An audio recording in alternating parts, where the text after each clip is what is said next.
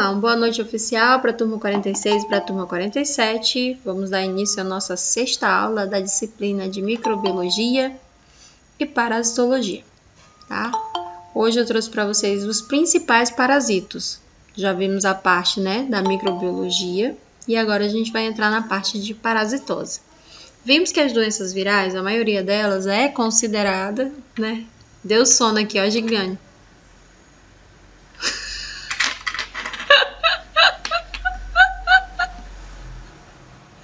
Deu sono aqui junto, gata. Se eu começar a bocejar na aula, a culpa é da Gigliane. Na aula passada, a gente viu que a questão dos vírus, ela é uma doença oportunista, então ela é também um parasita. Então ela entra tanto na parte de microbiologia, porque são seres microscópicos, e entra também na parte da parasitologia, porque ela atua, ela depende de um hospedeiro, de uma atividade celular para que ela possa desempenhar sua função de replicação e, consequentemente, adoecer esse organismo, tá? Então, hoje a gente vai fechar o nosso conteúdo falando, das principais parasitologias. Então, parasitologia é tudo aquilo que acomete o hospedeiro, no caso, os seres humanos, e desenvolve, desempenha uma ação dentro do nosso organismo. E essa ação é sempre maléfica, porque para ele se desenvolver, ele precisa se apropriar de uma função do nosso organismo. Geralmente, os parasitas, eles se desenvolvem a nível intestinal. Quando eles chegam lá, eles ficam suprindo todos os nossos nutrientes. Então, tudo que o nosso organismo iria absorver, iria metabolizar, distribuir para o nosso organismo, é dividido com esses parasitos. E aí a gente fica, com aquela qualidade de vida inferiorizada, porque tudo que a gente come é dividido, os nossos nutrientes são roubados por alguns parasitas que se instalam na parede do nosso intestino. Então vamos lá, quais são esses parasitos?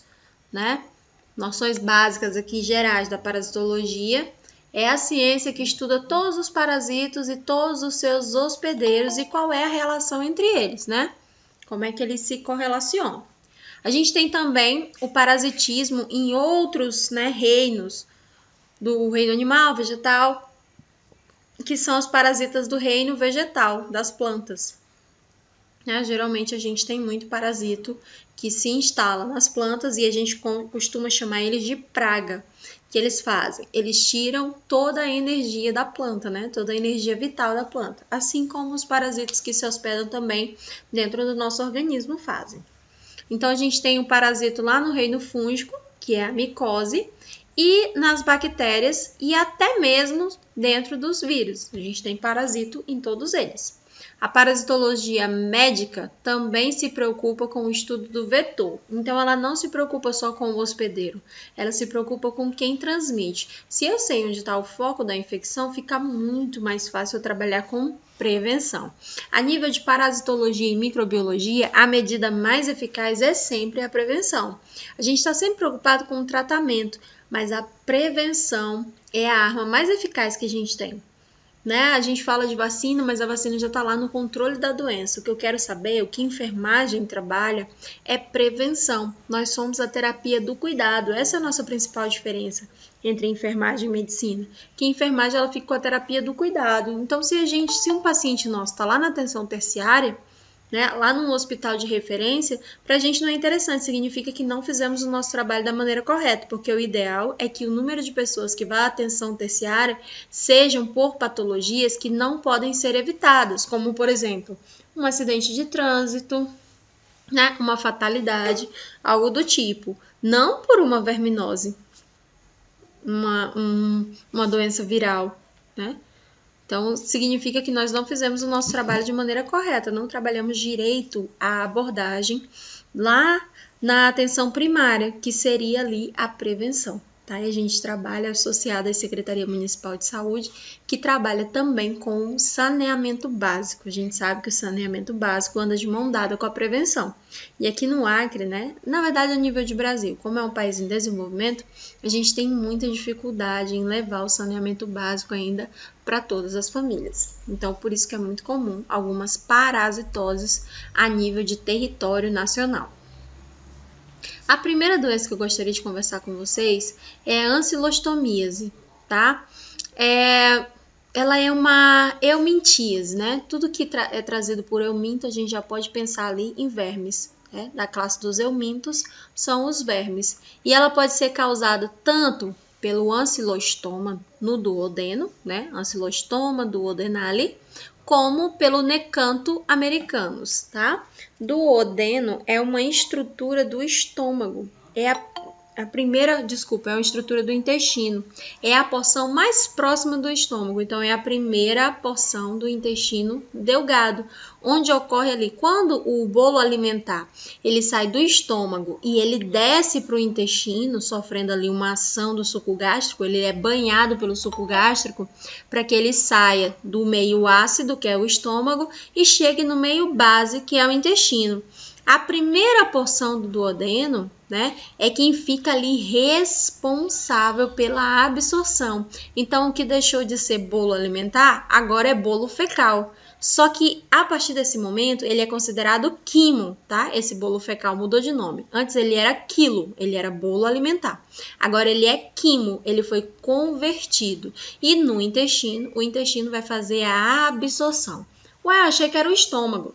O estômago, ele faz, né, a digestão, ele separa. O intestino faz o armazenamento, tá? Por isso que quando a gente tem diarreia, a gente pode evoluir para óbito, porque a gente morre de desidratação e desnutrição. Quem fica responsável pela absorção é o intestino delgado. E a parte fundamental é o duodeno. Então, se eu tenho um verme justo ali no duodeno, o grau de desnutrição e o desenvolvimento desse organismo vai ficar completamente prejudicado.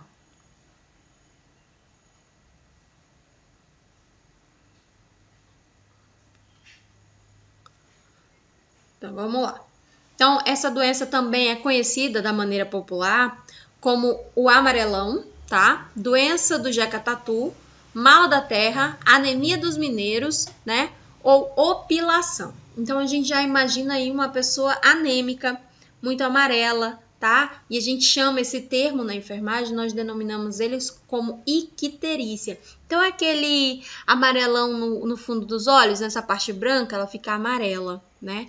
A pessoa que é morena ou negra, preta, não sei como é que fala, que agora a gente não sabe mais como é que fala os termos, fica tudo sem jeito para falar os nomes certos, né? A pessoa que tem a pele mais escura, ela acaba ficando ali com fundo esverdeado, né? Aquele amarelo mais esverdeado. Então, a gente tem aí essa característica principal. E as pessoas que estão portando, né, essa verminose são pálidas, com pele amarelada, porque o verme que vive lá no intestino delgado e as suas placas cortantes, porque ele entra no intestino e perfura a parede intestinal com seus dentes, rasgam todas as paredes intestinais e sugam todo o sangue. Então, eles vão provocar uma hemorragia e, consequentemente, uma anemia. O nosso intestino ele é altamente vascularizado, tá? Quando tem sangue presente nas fezes, a primeira coisa que a gente desconfia é de ancilostomíase, tá? De uma doença ali causada por helmintos, por uma bactéria. E aí, geralmente, as pessoas imaginam uma doença super grave, que a pessoa vai evoluir para óbito, né? Quando, na verdade, é só um verme que a gente precisa matar. Então, o tratamento é super simples. Agora, o estrago que ele faz é grande. Então, aqui, ó, deixei uma fotinho dele para vocês, tá? Essa boquinha dele aqui é serrilhada. Então, aqueles dentinhos assim, gruda na parede do intestino, tá? E ele faz a sucção de todas as nossas células que estão nutrindo o nosso intestino, que é vascularizado. Como ele perfura, ele faz vários furos nesse órgão que é vascularizado, o que acontece? Hemorragia. E aí, a pessoa evolui para anemia. Essa anemia pode ser severa, tá? O ciclo de vida dele. O verme adulto, ele mora lá no intestino delgado do homem. A primeira porção aqui, ó, saiu do estômago. A primeira porção do intestino grosso eu chamo de duodeno. É aqui que ele vive. Então, ele perfura e causa uma hemorragia. Depois que ele acasala, os ovos dele vai ser expulso pelas fezes. E a fêmea, do ancilostoma põe até 30 mil ovos por dia, enquanto a fêmea do necanto põe 9 mil. Enquanto as condições estão favoráveis, como por exemplo o calor e a umidade, eles vão se embrionar, tá? Foi liberado o ovo e aí no solo. O solo está contaminado com as larvas, né? Com os ovos. E esse ovo precisa de umidade e de calor. Se ele tem essas condições favoráveis, em 24 horas, tá? Ele vai ter ali uma forma larval prontinha para contaminar uma outra pessoa. Quais são os sintomas? No local da penetração das larvas, ocorre uma reação inflamatória. Ele precisa de uma porta de entrada, né? E essa porta de entrada são os microporos da nossa pele. Por isso que a nossa mãezinha vive falando, anda de chinelo, coloca o chinelo no pé, não anda descalço, porque eles vão entrar. A nossa pele, ela tem microfuros, micropartículas, para ela permitir a permeabilidade, tanto do suor para ser excretado, como da água para ser absorvido, assim como medicamentos, por exemplo, creme, né? Todo creme é à base de água, então vai ser absorvida. A diferença do creme para a pomada, a versão creme, versão pomada, é que a pomada cria uma película protetora, ela é à base de óleo, então ela protege contra o meio externo. O creme é à base de água, então ele vai ser absorvido. A nossa pele tem microfissuras, tá? Então vai passar micro-organismo, principalmente micro-organismo na fase larval. Então, onde ele entrou, cria ali uma reação inflamatória, porque ele criou um espaço para que ele pudesse entrar e cria ali uma reação inflamatória. Geralmente as pessoas relatam prurido, tá? Coça muito e observa que ficou inflamado no outro dia. Daí imagina que foi uma picada de mosquito.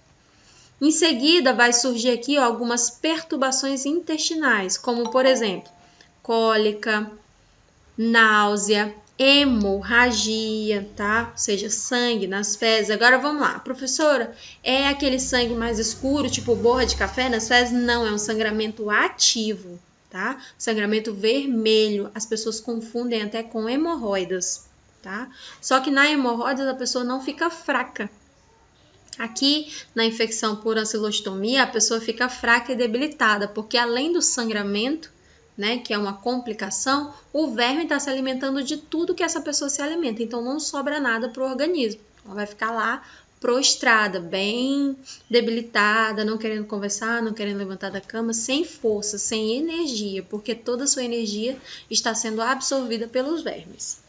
Tá? Essas hemorragias podem durar muito tempo, levando o indivíduo a uma anemia intensa, o que vai agravar ainda mais o quadro de vida dele, trazendo aí para ele uma desnutrição profunda. No caso das mulheres, uma amenorreia, que é a ausência da menstruação, tá?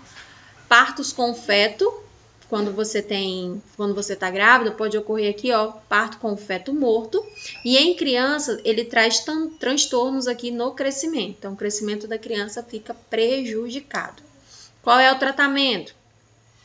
A medicação que a gente faz, né, o clássico, é o befênio. Ele também é eficaz como o pirametel, o mebendazol e o tiabendazol. Então, aqui vai entrar a classe dos anti-eumínticos, tá? Metronidazol, professora, é o quê? Metronidazol é antibiótico, tá? Então, fulano tá com verme e tá tomando metronidazol. Espera aí, tem alguma coisa errada, tá? Mebendazol, pirametel e tiabendazol são as medicações que a gente mais utiliza aqui no Brasil, né, na classe do eumíntico.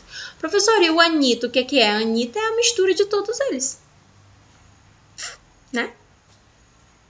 Um outro antiparasitário também que agora tá na moda é a... Tá todo mundo usando pra Covid? Eu sempre esqueço o nome dela. Alguém me ajuda? Alguém me lembra? Qual é a medicação que estão usando aí pro Covid, na prevenção? Vai, Bianca, 3, 2, 1. Ivermectina, valeu, Henrique. Exatamente, a ivermectina também é um antiemítico que está sendo muito utilizado. Só que geralmente ele é mais utilizado a nível de uso veterinário, tá? Na população humana ele vem sendo utilizado ali desde 2011, 2012 mais ou menos.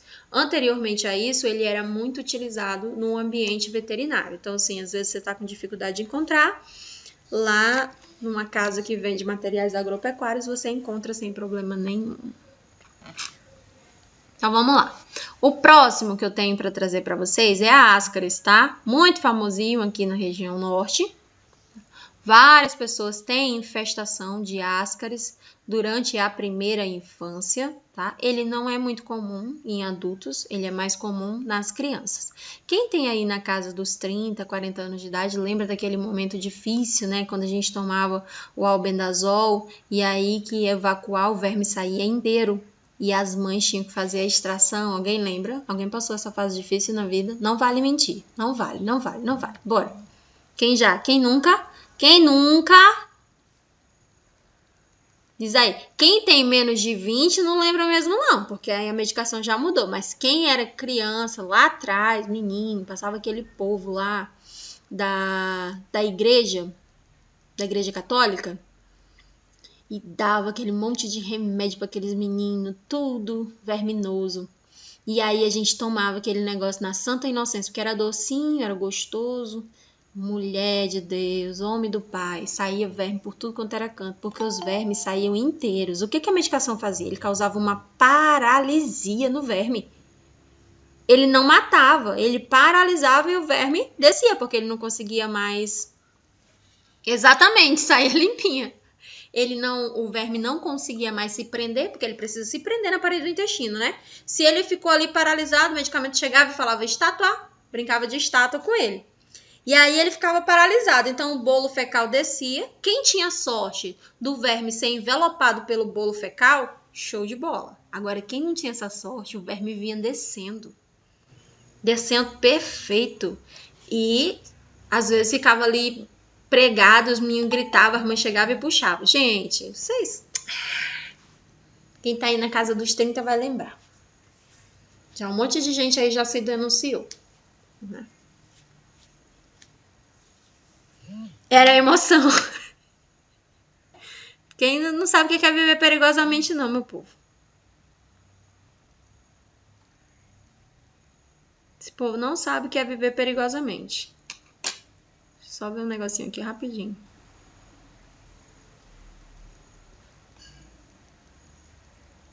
Pronto.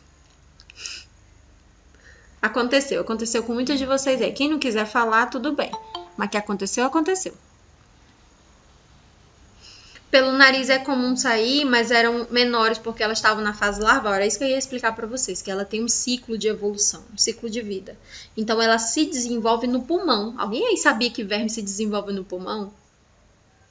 Quem já fez um raio-x, aí falaram assim, nossa, teu pulmão tá cheio de cratera, já teve tuberculose? E fala assim, já teve tuberculose? Aí a pessoa fala, não. Aí quando era criança eu duvido, era lotar de verme. Porque a fase larval, ela se desenvolve no pulmão da maioria dos vermes, tá? É o ciclo de vida dele. Vai para o pulmão através da corrente sanguínea.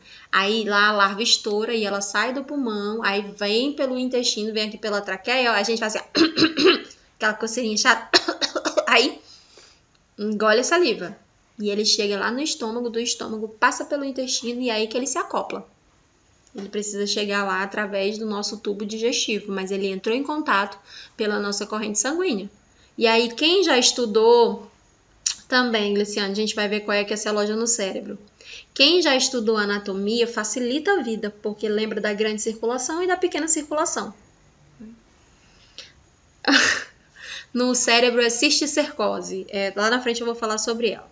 Então, vamos lá. A Ascaris lumbricoide, popularmente conhecido como lombriga, é a maior de todas. É o maior neumatório intestinal do homem. Então, ela mora lá no intestino e faz um estrago. Como é que ela faz? Ela causa uma doença através do Ascaris. Ela causa a ascaridíase. Quando o verme está adulto, ele fica lá na luz do intestino delgado, onde ele vai se alimentar de todo o conteúdo intestinal que o homem, né, for ingerir. E ela pode se locomover facilmente, sem precisar se fixar na mucosa intestinal. Então, ela fica lá, ó, livre, nadando, tá? Dentro do bolo alimentar no nosso organismo. Lá dentro do intestino, linda e plena, passeando. Ela vive no intestino, ela pode ficar lá dentro cerca de 6 meses. E ela põe, em média, 200 mil ovos, tá? O negócio vive muito. Qual é o ciclo aqui de desenvolvimento dela? Ó, eu preciso de um macho e de uma fêmea. Então, eles vão acasalar e vão liberar óvulos. Os meus óvulos serão expelidos do meu corpo, do hospedeiro, né? Através das minhas fezes. E aí, essa pessoa defecou lá num lugar qualquer. Não foi num local específico para isso.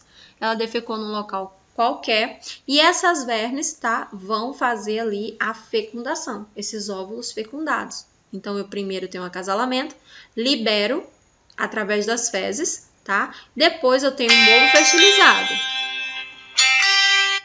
Vanessa, não dá para falar contigo agora, amor. Tô dando aula. Acho que ligou por engano. Então, vamos lá. Eu tenho um ovo já fecundado. Esse ovo fecundado, ele vai, né, contaminar os alimentos através do vento. Ele pode contaminar os alimentos ou pode, né, contaminar. Eu posso, com a minha mão suja mesmo, levar minha mão até a boca.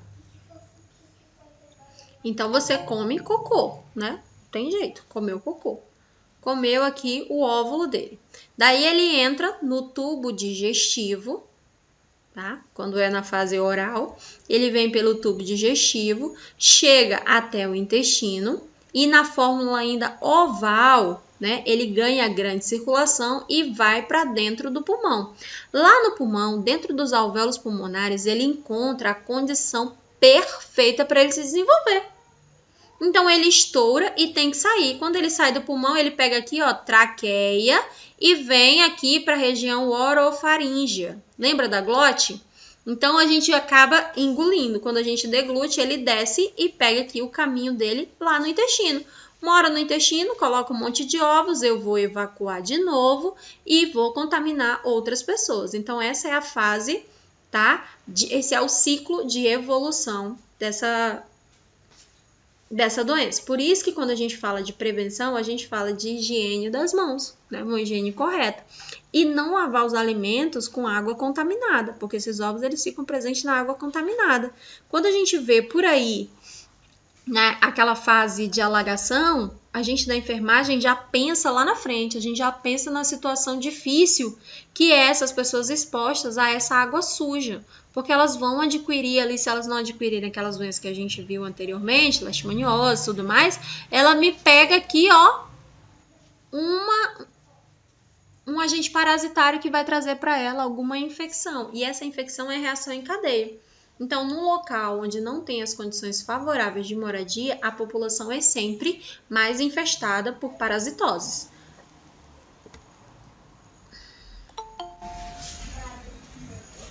Não, o que que faz, né? Quando ele tá dentro do nosso organismo, a gente faz um exame de sangue, o médico tem como saber se a gente tá com verme, tá? Então, não precisa fazer um exame de fezes. O que que sobe na corrente sanguínea para a gente afirmar que essa pessoa está infestada por algum parasita, tá? O que vai subir é os eosinófilos, que são a nossa célula de defesa.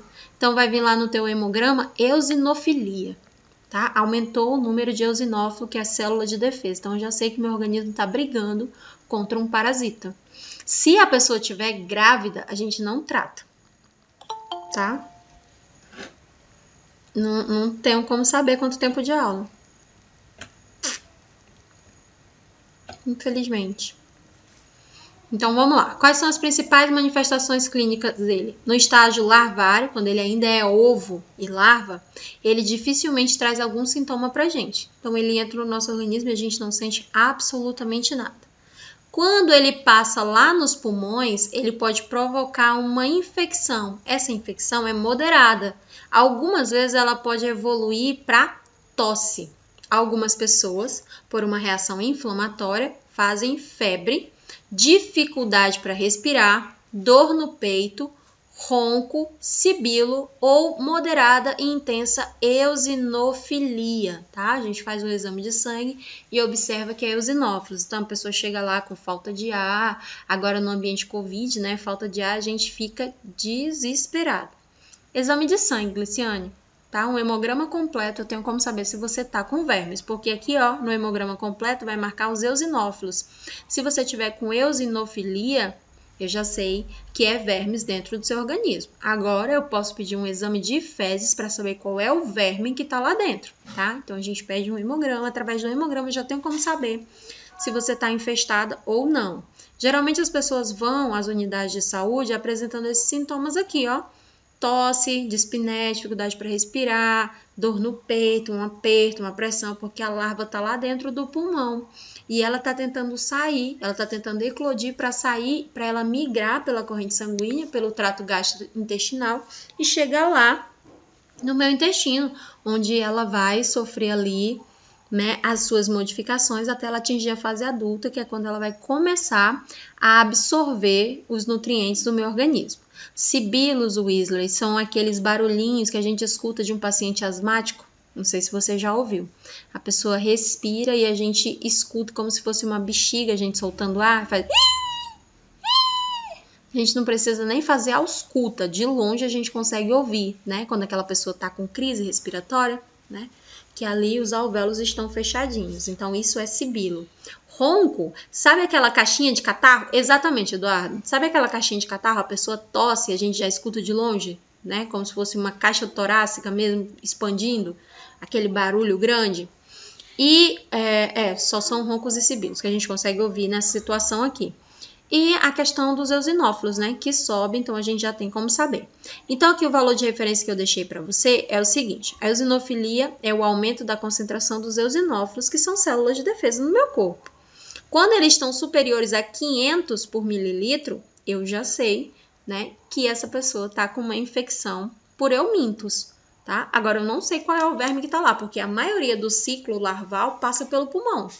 Daí é legal pedir um exame de fezes. Se tiver grávida, for uma situação de gravidez, ela vai ficar com os vermes com ela até o bebê nascer, que a gente não trata verminose nas grávidas, tá? Por quê? Porque a maioria dos medicamentos antihelmínticos, eles são abortivos, então é legal a gente não tratar, porque ele pode causar ali algum dano no bebê. Como que é feito o diagnóstico? Por amostragem de larva. Essa larva pode ser pedida no escarro, tá? E quando a criança é pequena, a gente faz ali um lavado gástrico. Então, a gente coleta com suave para verificar se tem, né, ali a ascaris. Qual é o tratamento? Deve ser feito de maneira imediata, mesmo que tenha pouquinho, a colonização de vermes seja pequena, porque a migração pode acontecer de fato a qualquer momento. Tá? Então, a gente já trabalha ali, encontrou algum ovinho dentro desse organismo, a gente já trabalha com tratamento medicamentoso. Apenas nos casos de ascaridíase intestinal, as drogas mais indicadas vão ser piperazina, tá? Geralmente a gente faz de 75 a 100 miligramas a cada quilo que a criança pesar ou o adulto. Alguns sais, como por exemplo, o tretamizol e o levamisol, nas doses de 80 mg para criança e 150 mg para adulto. Palmoato de pirametel, que a gente também utiliza, na dose de 10 mg por quilo ao dia. E o mebendazol, tá? Numa dose de 100 mg via oral de 12 em 12 horas durante 3 dias consecutivos. Então, a gente vai verificar que a maioria dos medicamentos são aqui repetidos, ó. O pirametel é muito utilizado. O albendazol e o mebendazol também é muito utilizado. Então, é comum a gente utilizar, assim, para qualquer verme que a gente encontrar, um medicamento que pega todos eles, caso o médico não queira pedir um exame específico. A próxima é a Taenia solio, tá? Morfologia dela, ó, ela é hermafrodita, tá? Macho e fêmea, do mesmo jeito. Ela mede de 2 a 5 metros e pode atingir até 25 metros, né? Que é aquele verme enorme que se desenvolve dentro do nosso intestino. Algumas pessoas antigamente confundiam até com gravidez, né? Porque o abdômen subia muito e a pessoa achava que estava esperando um bebê, quando na verdade o que ela tinha, né, era uma infecção por Taenia. Então aqui, ó, eu trouxe para vocês, ela tem uma cabeça e essa cabeça tem umas ventosas. Sabe ventosa, ventosoterapia? Esses negocinho que a gente gruda na parede, ele fica lá grudadinho. Então, ela tem 4 ventosas na cabeça dela. Então, ela consegue grudar nas 4 paredes do intestino. Exatamente, Maria. Consegue grudar as 4 paredes do intestino ao mesmo tempo. E suga absolutamente tudo. Daí, ela se desenvolve de novo. Embaixo, né? Então, a gente tem aqui, ó. Ela tem, como ela é hermafrodita, em uma dos seus anéis... Hoje não mais, Eduardo, mas ela já foi muito comum, né? Hoje não mais porque a gente já trabalha ações de políticas em saúde, a gente já consegue levar informação a mais pessoas. Então, a gente conseguiu ali dar uma estabilizada, mas vez ou outra a gente encontra alguns casos lá na enfermaria D da Fundação Hospitalar. Então, vamos lá. Eu tenho aqui, né, um útero e um testículo e um ovário, tudo dentro de um dos anéis dela. Então, ela consegue se desenvolver sozinha. Ela não precisa de mais de um para fazer estrago, não. Pede pro teu pai resolver isso aqui para mim.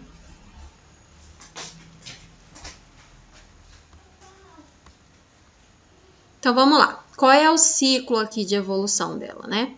Ela é transmitida através das fezes do porco. Exatamente, ela se desenvolve sozinha, ela não precisa de outra pessoa para ajudar ela, não. O estrago ela consegue fazer sozinha. Então, vamos lá. Primeiro, eu tenho aqui, ó, o hospedeiro, né? A fase inicial dela. Você entra em contato. Através do quê? Da carne contaminada, né? A carne do animal contaminada, porque o animal, principalmente o porco, ele se alimenta de fezes, né? Então, ele ingere ali o ovo dessa verme e a gente come a carne desse animal crua. A carne do porco faz mal? A carne do boi faz mal? Desde que bem cozida, não. Agora a galera gosta de comer as coisas aí berrando, sangrando. Então, o que tá dentro não foi morto, porque eu preciso de altas temperaturas para que eu possa matar. Então, são alimentos bem cozidos e alimentos, né? Tanto carne de boi como carne de porco tem que estar bem cozida. Nada daquele negócio de, é ao ponto, não sei o quê. Não, tá? Tem que estar bem cozido mesmo. Então, vamos lá. A gente vai fazer a ingestão desses ovos através da carne desse animal, tá? Mal cozida. E aí, ela vai entrar lá pro nosso intestino. Ela vai descer ali através do bolo alimentar, chega no nosso intestino e a gente vai liberar, tá? Dentro das nossas fezes, os ovos dela já fecundados. E aí, essas fezes, se não forem colocadas no local adequado, vai contaminar o solo. Esses animais vão se contaminar e o ciclo volta ao normal, tá? Então, ela vai sempre ali se desenvolvendo. E como ela se reproduz sozinha, né? Ela não precisa de um outro verme, então é tudo muito rápido. Ela vai se desenvolvendo, vai ficando maior, cada vez maior. E ela vai tomando toda a porção do intestino. A literatura diz que o intestino, como ele é muito sanfonadinho, ele mede 48 metros quadrados se ele se abrir. Por isso que a gente fala assim, gente, como é que cabe um negócio de 25 metros dentro do abdômen da pessoa? Vai fazer aquele abdômen gravídico enorme, né? Mas cabe porque o nosso intestino, ele tem 48 metros quadrados. Acontece que ele é sanfonadinho. Se a gente abrir ele todo, né, ele fecha um ambiente de 48 metros quadrados. O abdômen cresce demais, Miriam, tá? Vamos lá, deixa eu recapitular aqui para vocês. A carne do boi vai passar, tá? Ela vai passar uma outra dessa daqui, mas vai também passar. A carne do porco também vai passar. Se o animal estiver contaminado, você vai ter contato. Agora, qual é a forma de prevenção? Cozinhar bem os alimentos. Tá? A carne de porco bem cozida, ela não vai te passar nenhuma doença. A carne de boi bem cozida não vai te passar nenhuma doença, tá? O alimento ele tem que ser bem preparado. Quem gosta aí de comer carne, também, gente, né? Fazer o alimento ali como um todo. Você não pode comer ele cru. Porque se você comer ele cru ou mal passado, ao ponto que nem a galera aí do churrasco gosta de falar, e tiver contaminado, não passa, Dionara. E tiver contaminado, o que vai acontecer? O teu organismo vai desenvolver a patologia. Eu não sei tentar resolver o que foi. Então, vamos lá. O diagnóstico é feito através do exame anatomopatológico, tá? Que vai ser realizado antes da morte desse verme. E quando acontece também eventuais nódulos subcutâneos, que vão permitir a biópsia e a análise histopatológica, tá? Que é através da pós-morte, quando o ovo ele já morreu. Então, a gente tira um pedacinho para biópsia e encaminha para fazer uma análise, né? E depois a gente vai fazer aqui, ó, uma autópsia ou uma necrópsia do verme, para a gente saber, né, ter certeza de que era ele que estava causando todos aqueles malefícios no organismo. Qual é o tratamento? É realizado através de niclosamida e o praquizantel. E ele vem aqui, ó, de uma maneira como uma intervenção cirúrgica para avaliar também o desconforto que esse paciente está tendo, e ele vai ser hospitalizado e vai trabalhar com praziquantel ou com o albendazol. Os pacientes que têm cisticercose ativa, né, no sistema nervoso central, aí para quem falou que atacava o cérebro, já viu um verme no cérebro, ele vai ser controlado, tá? Ele vai trazer aqui para o organismo um edema cerebral, porque o cisticerco vai morrer. O que é o cisticerco? É um ovo desse verme que foi liberado no organismo. E aí ele se prendeu em alguma estrutura do nosso corpo. Quando ele chegou no cérebro, né, ele não desenvolveu o verme lá, mas ele tem um pedacinho dele lá dentro. Então, a principal patologia que ele vai causar no cérebro é esse aqui, ó, um edema cerebral, porque o cisticerco morreu. Então, o que está morto libera toxinas. Vai ter um edema. Ou, tá? Quando tem ali, ó, uma série curta de cisticerco, o que o meu corpo faz? É cisticerco, tá? O que o meu corpo vai fazer? Ele vai encapsular. Então, é normal, quando a gente vai fazer uma tomografia, né, do médico encontrar ali vários cisticerco encapsulado. Aí, ele encontra os pontinhos lá e ele vai fazer uma investigação. Alguns até colocam um nódulo, que é a esclarecer. Aí, com uma investigação maior, ele acha que é cisticercose. Tá? E aí, quando tá assim, encapsulado, calcificou o nosso organismo, né? Vai ser tratado? Não, não vai ser tratado. Tá? Vai ficar lá dentro do nosso organismo mesmo e pronto.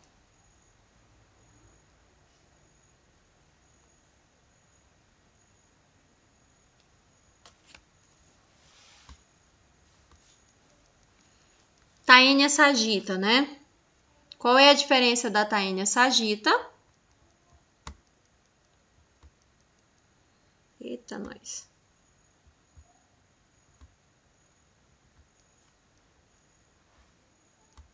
Me perdi aqui todinho. Aguenta aí.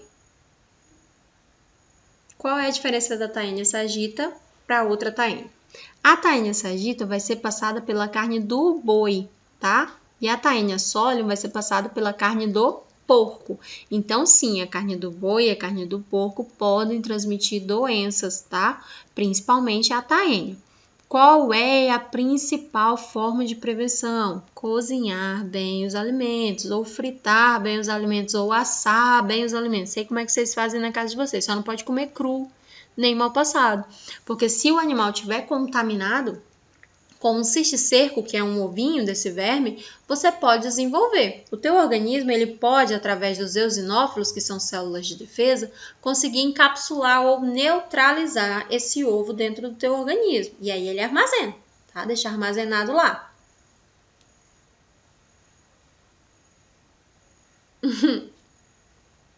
Vocês querem que eu avise que a câmera tá ligada?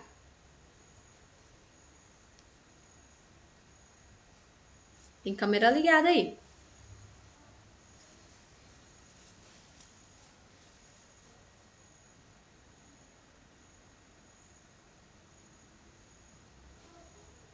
Exatamente, Gabriela, eu também vi. Mas... a Mercearia dos Anjos, a câmera tá ligada.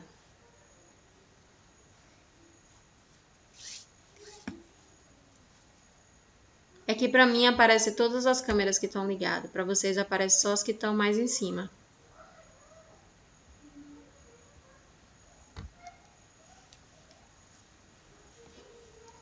Então vamos lá, né? Ela produz a doença também, que é denominada cisticercose, só que nesse caso é a bovina, tá? Que compreende os sintomas variáveis.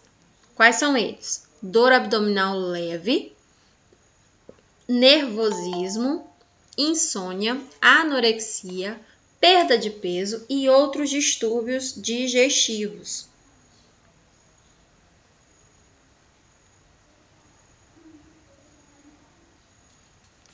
Ainda tem gente solicitando para entrar. E alguns distúrbios aqui, ó, digestivos. Geralmente a pessoa apresenta náusea, vômito, distensão abdominal, tá? Mas os principais aqui, ó, é a dor abdominal, nervosismo, irritabilidade, porque o cisticerco ele tá migrando, então ele pode passar ali pelas células neuronais e trazer alguma manifestação. A principal delas é o nervosismo. O fato mais surpreendente consiste que na passagem ativa e na passiva dos proglótides, ou seja, dos ovinhos, dos pedacinhos, né? Ocasionalmente pode trazer aqui um apendicite, tá? Pode causar pra gente, e uma colangite, que é a inflamação das vias biliares e podem resultar na migração dos proglótides. Então, a eliminação dos vermes, ela ocorre sempre pelo ânus, mas a maioria das infecções, elas vão ser assintomáticas. Então, eu tenho ali os proglótides, ó, migrando na minha corrente sanguínea, e onde ele para, ele pode ser encapsulado. Geralmente, a gente encontra cisticerco no músculo, cisticerco no cérebro, cisticerco no pulmão, por isso que a gente vê ali algumas crateras. Oi, Beatriz.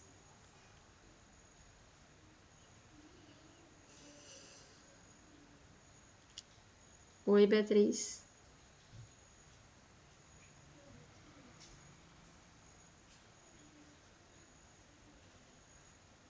Essa daí é oxiúri. É outro verme, é oxiúri. Tá? Ela já fica na porção final do intestino. É verdade. Ela já fica na porção final do intestino. Essas aqui a gente está falando ainda do intestino delgado, né? A oxiúri, ela fica no final, na última porção. Então, é comum você encontrar ela no fundo da roupa íntima, no fundo da calcinha, no fundo da cueca. Por isso que ela fica coçando, tá? Porque ela tá muito próxima ali. E ela pode migrar, no caso das meninas, ela pode migrar da mucosa anal e ir para a mucosa vaginal. Tá? É muito comum você encontrar, principalmente nas meninas aí, na criança entre 3, 4 anos de idade é mais comum. Porque geralmente está na fase fecal oral, que tudo que vê coloca na boca, né? Daí o organismo não consegue eliminar.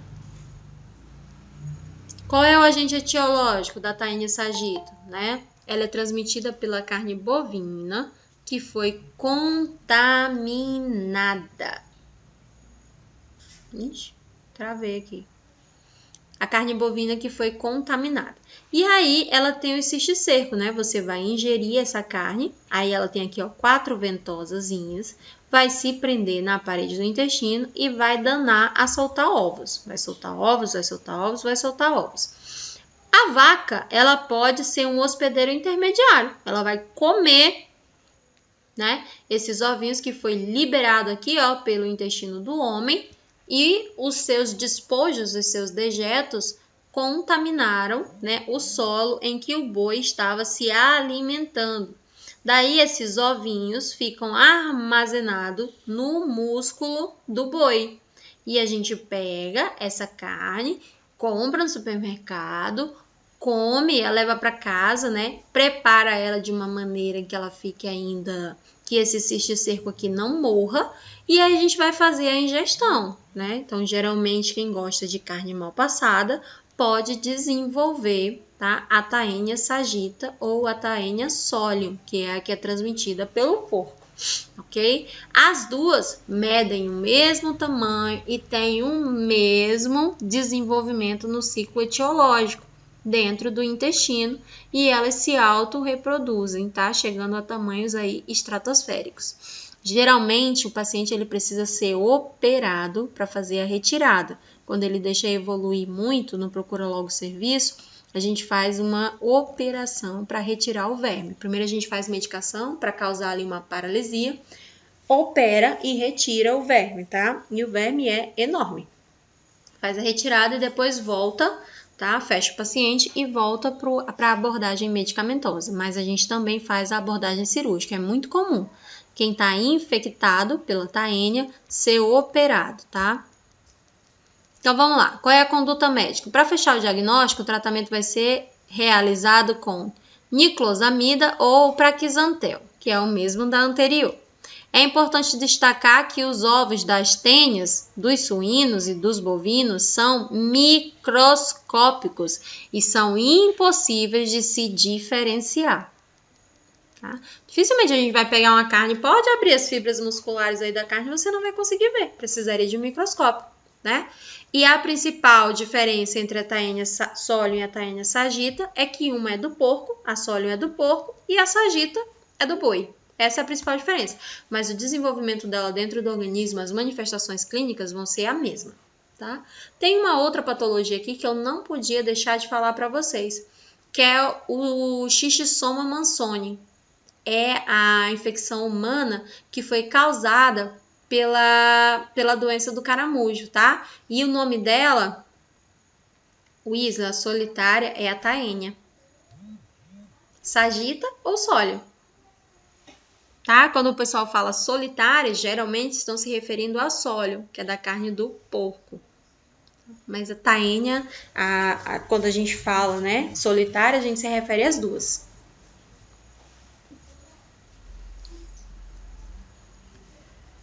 Tem tratamento, Dionário. Se ficar algum ovinho, pode desenvolver novamente. Tá? Todas as patologias têm tratamento. E aí, se algum ovinho ficar, você vai desenvolver a patologia de novo. Né? Tanto que a maioria das pessoas ficam falando o quê? Que é para tomar remédio para verme, fazer o esquema do remédio para verme a cada 3 meses. Ou a cada 6 meses, no caso das crianças, né? Tem que tomar medicamento para verme a cada 6 meses. O menino não tá nem com verme, tu entupina o menino de medicamento. Primeiro a gente tem que fechar um diagnóstico. Não é tomar remédio por conta. Vai ao médico, faz o exame, verifica se está com eosinofilia, pelo menos, para poder administrar a medicação na criança. Não tem essa de 6 meses é obrigatório dar remédio para a criança, não. Faz o exame. Se a criança estiver doente, aí você faz a abordagem medicamentosa. Tá? Então, vamos lá. O Schistosoma mansoni, ele é uma infecção causada pelo micro-organismo mansoni e é também denominada esquistossomíase mansônica ou intestinal.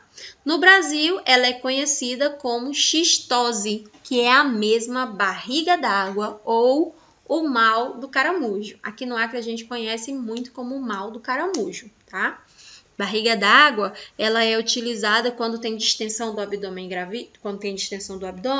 e aí a gente sempre fala que é uma barriga d'água, mas não necessariamente o que tem dentro daquela barriga é líquido, tá? E quando tem líquido dentro da barriga, geralmente é uma disfunção hepática pela esplenomegalia ou hepatoesplenomegalia, que é quando o fígado e o baço crescem acima do tamanho normal.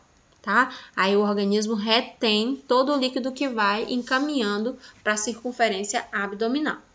A transmissão do xistossoma, ele é realizado, tá? Pela maneira ativa, pela transmissão, tá? Então o caramujo ele vai colocar os seus óvulos ali na água, num ambiente alagado, sujo ou contaminado, ou aquela larvinha que quando ele passa, né, ele faz uma baba, uma gosma, uma secreção por onde ele está passando. E aí, se a gente entrar em contato ali com o pé ou com a mão, ele vai adentrar as nossas mucosas, porque lembra que a pele, ela permeia, ela permite a permeabilidade, ela deixa passar, porque ela é um órgão microporoso. Então, esses ovos, eles vão passar para dentro do nosso organismo, tá? Frequentemente pelos pés, exatamente, a lesma, caramujo, caracol. Frequentemente vai entrar pelos nossos pés, porque dificilmente a gente anda com a mão no chão, né? E essas larvas, elas estão mais a nível de solo, estão mais no chão. Então, a gente anda ali descalço, o que pode acontecer é que a gente entra em contato com essa secreção e essa larva vai subir, né, dentro do nosso organismo e ganhar a nossa circulação. Quando ela ganha aqui, ó, a minha circulação, né? Geralmente ela vai entrar aqui, ó, penetração ativa na pele do homem, provocando uma coceira. Daí você coça e abre ainda mais a pele. Então você permite que ela continue migrando. daí ela entra e vai lá para o teu intestino, atacando as veias do mesentério, as veias do intestino. Então, elas fazem essa absorção, né, causando ali um aumento do fígado e um aumento do baço, aumentando a circunferência abdominal. Tá?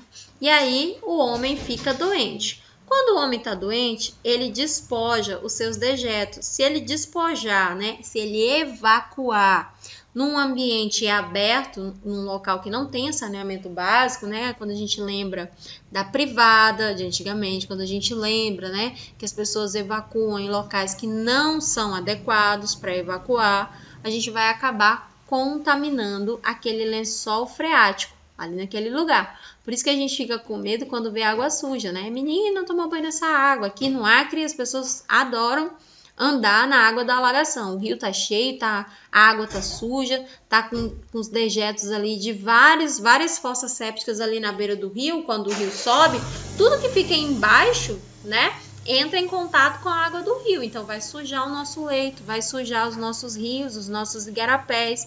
E aí esse caramujo, ele infectado, coloca os seus ovos ali, as suas larvas, na água. E a gente está dentro da água e vai entrar em contato com ele. Tá? Por isso que é uma questão de higiene, a gente sempre andar calçado. Fala, Nilda.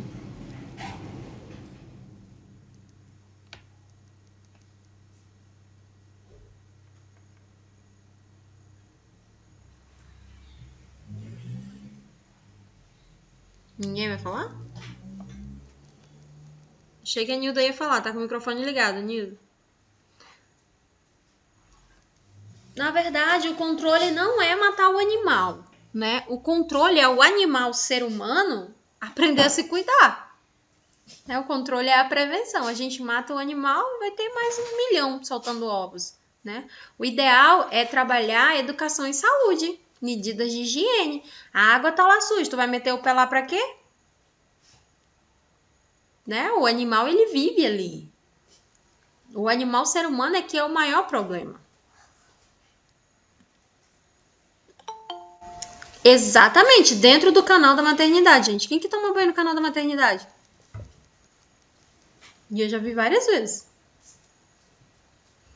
Toma banho no canal da maternidade, brinco na água suja, na lama. E aí depois não querem ficar doente, né?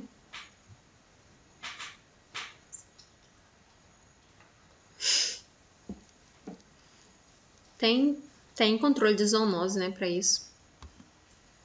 Daí, quais são as manifestações clínicas dele, tá? É uma doença mais séria, gente. Então, ela traz aqui, ó, pode apresentar de maneira sintomática ou assintomática. As formas clínicas que ele apresenta, né? Pode apresentar aqui uma dermatite, que é uma inflamação na pele. Pápulas eritematosas, né? Com prurido. Então, vai ali aquelas placas como se fosse a famosa curuba, que a gente chama, né? Ou as perebas. Eu não conheço, Anderson, um veneno específico, não. Né? Então, a gente vai evoluir aqui para uma pápula eritematosa, uma pápula que coça, tá? Uma mancha ali que quando você coça, ela cria água dentro dela. E prurido é coceira, tá? Para quem não sabe. E pode surgir também febre, anorexia, porque o euminto tá lá dentro de você, absorvendo tudo que entra no seu intestino. Fezes mucossanguinolentas, porque o euminto está lá dentro do teu intestino. Então, você vai acabar liberando muito muco, muita náusea, vômito, tosse seca e hepatomegalia, que é quando o seu fígado, ele aumenta de tamanho muito, sabe? Quando ele não cabe mais na cavidade abdominal. Então, ele acaba distendendo, aí a pessoa faz aquele barrigão. É o fígado dela que cresceu. Outras patologias também fazem isso, como, por exemplo, a hepatite, a intoxicação hepática, coma alcoólico também. Tudo que ataca o meu fígado vai fazer com que ele aumente o seu tamanho. Só que essa doença daqui, por estar lá dentro mesmo da parede do intestino, do ambiente lá dentro do fígado, né? Causando ali uma absorção exacerbada dos meus nutrientes, faz com que o meu fígado aumente de tamanho, porque ele está lá dentro da veia porta-hepática que nutre, né? Esse órgão que nutre o intestino.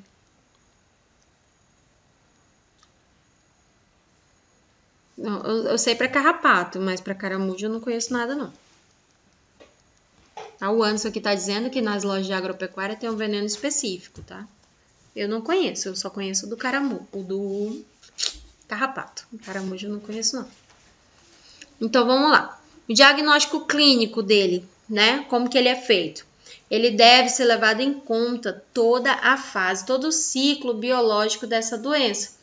E ele pode ser realizado através do exame de fezes, através de uma biópsia ou de uma raspagem da mucosa retal.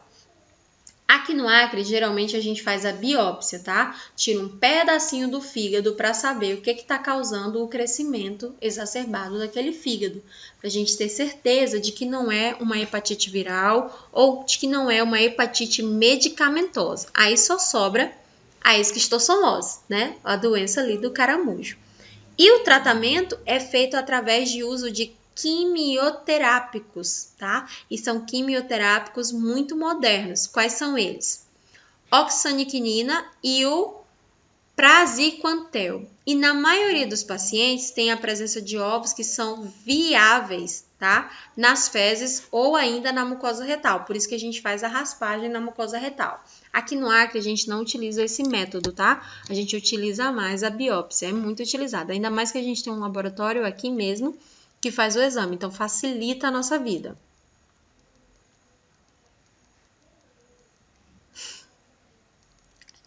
Então é assim que é realizado o tratamento. Então, quando alguém falar para você que quimioterapia é tratamento cancerígeno, tratamento para câncer, é mentira, tá? Você faz quimioterapia para várias outras doenças e nem sabe. Por exemplo, um verme, você tem que fazer quimioterapia. Para tuberculose, quimioterapia. Para hanseníase, quimioterapia. E algumas patologias são poliquimioterapia, você toma vários quimioterápicos. Por isso que a pessoa que pega tuberculose e faz o tratamento, ela fica tão debilitada. Exatamente, Sheila. Artrite com quimioterapia. Então, quimioterapia é uma classe medicamentosa que pode ser usada em diversas patologias, como, por exemplo, lúpus, tá? E esses são medicamentos de alto custo, então é um tratamento muito caro. Aqui no Acre, a infestação clínica já melhorou muito, a gente conseguiu reduzir os casos através da educação em saúde. Mas o maior problema, metrotexato. Conheço, Sheila. Mas o maior problema, gente, o que acontece? É que a população, ela se faz de tonta. Só pode. Pensa comigo, ali na frente do Instituto São José. Tu descendo ali, tá cheio de casas, né? Tem muitas casinhas ali na frente. Aquilo ali, quando o rio sobe, ficam submersas. Eu acredito que as pessoas morem ali porque não tem outro lugar para morar, né? Vamos pensar por esse lado. Ali tem várias fossas sépticas, né? Várias privadas, condições de higiene são péssimas. Quando o rio sobe, né? O que te faz pensar que a água do rio não está contaminada com aqueles dejetos? Daí a gente vai lá e não faz o mínimo do tratamento da água que chega na nossa casa. A gente não filtra essa água, a gente não ferve essa água, né? E a gente ainda se expõe ao risco. A galera vai lá para tentar defender um guarda-roupa, uma TV, morre de cistossoma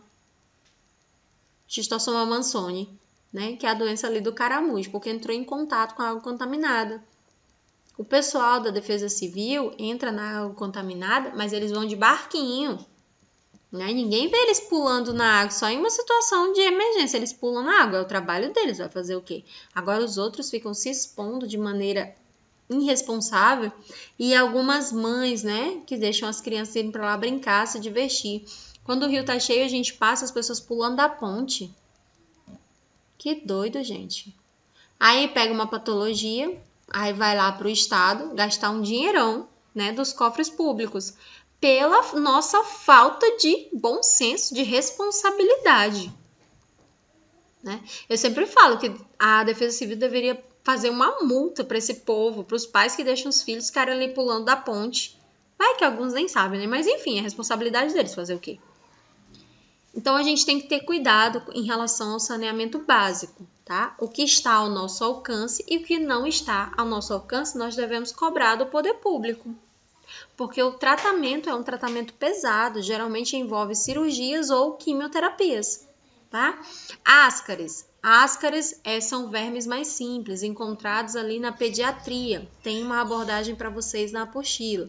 Ascaridíase, geralmente, a gente trata com albendazol ou mebendazol.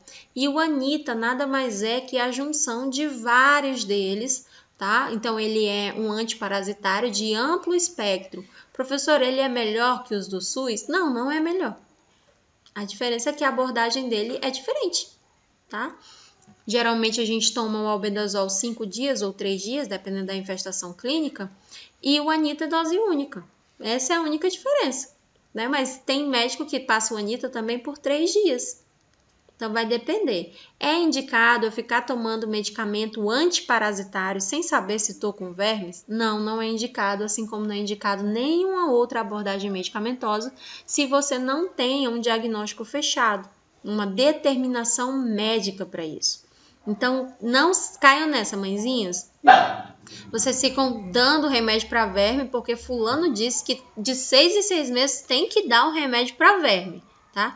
Eu acho que isso saiu de um farmacêutico que queria vender o remédio, porque é inadmissível você entupir a tua criança de um medicamento pesado, que alguns fazem parte do grupo do quimioterápico, porque tu acha que o menino tá com verme. Ah, professor, mas meu filho tava molinho, não tava comendo direito, beiço branco, menino amarelo, só dormia. Leva ao médico, criatura.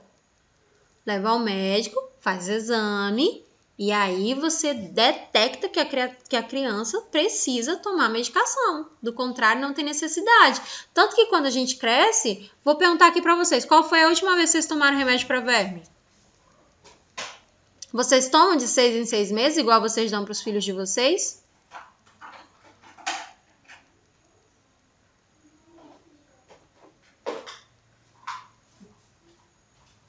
Primeiro a gente faz o exame, depois a gente toma a medicação.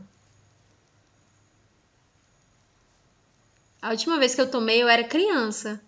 Ai, por que nunca mais tomou? Porque toda vez que eu faço exame não dá nada, então por que eu vou tomar remédio? Ainda mais que a medicação é aqui, ó, um quimioterápico.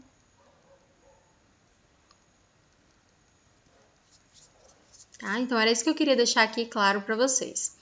Todas as patologias, né, a nível aqui de patologia, quem precisa entender e dominar são os médicos, tá? A gente só precisa tomar conhecimento. Então, as principais que a enfermagem trabalha, né, a fase ativa ali na prevenção, que a gente consegue trabalhar, são com as doenças dos parasitas fungo, protozoários e vírus e bactérias, é onde a gente mais trabalha.